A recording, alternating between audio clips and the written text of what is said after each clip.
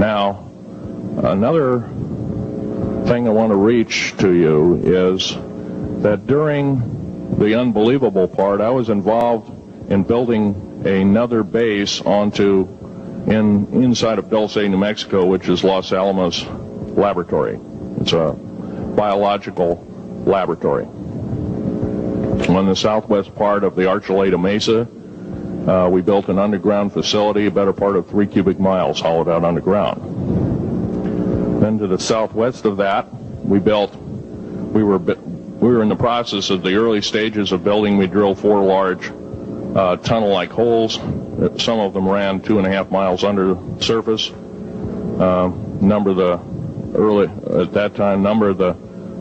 original wells or drilling machines that were used were at the rate of up 2 miles a day. It was fairly rapid. The equipment kept coming up broken. So we wanted to go down, we wanted to send somebody down there, a human observer, or human observers in this case, to find out what was going on. Well, to our total surprise, first of all, the government knew all about it.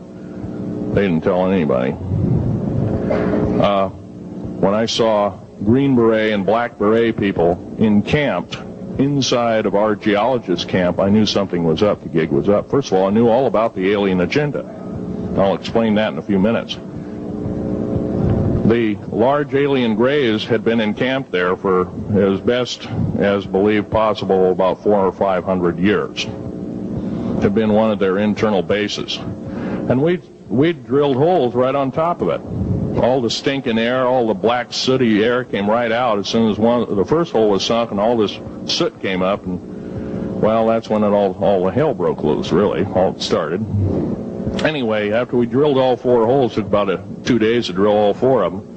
And when you build an underground base, you drill 4 basic holes, and you build called stopes or cross-member holes across, and you use blasting equipment, special blasting equipment by the analyzation of the rock formation, and you literally blast out or tunnel out or deflagrate or melt rock out to build the large rooms that are required for this underground base. Well, in this process, I was lowered down the basket of one of these holes, and about from me to this elderly woman here in the front was sitting a 7-foot-tall alien gray.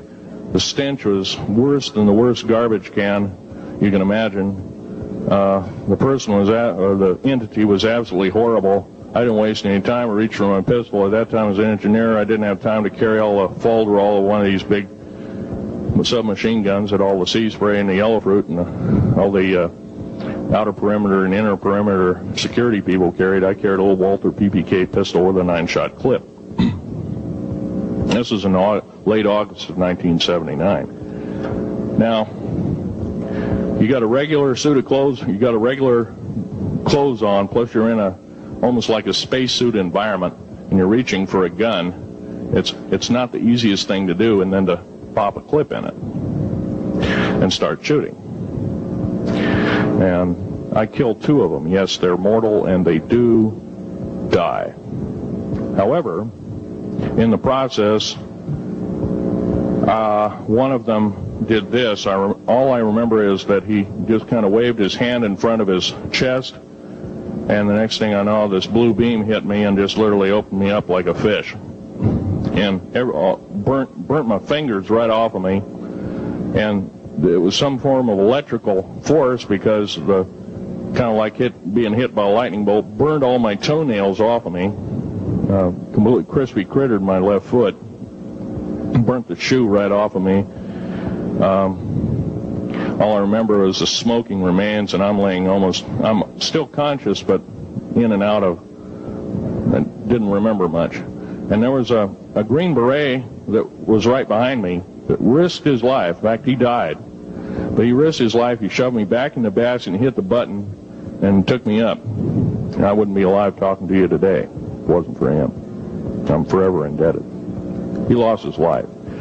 66 Secret Service agents, Green Berets, Black Berets, crack troops lost their lives because the government, our United States government, lied did not tell us anything about the alien threat.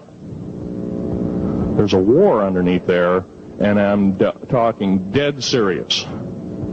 It's been going on since that time. Since late August of 1979, our military, the Russian military, basically the militaries of the world, have been in constant conflict with the outer space alien. The small gray, the large gray, the reptilians, the whole thing. There are 11 distinct races of aliens. 2 are benevolent. 1 had to leave here in a hurry because their world is under attack, both on the surface as well as underground there, the Pleiadians. They're familiar. Maybe some of you are familiar with that. Would some of you raise your hands who've heard of Billy Meyer and some of the, very good, about half the group. Well, Billy Meyer is one of these lucky people that they figured, well, he's kind of a simple type, we'll show him everything. Well, these are the benevolent aliens, and they've been here helping us. In fact, I have a picture, let me reach for it here.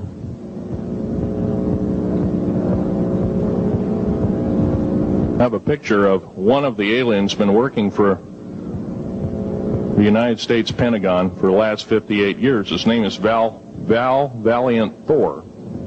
He's right here. There's my father in the background.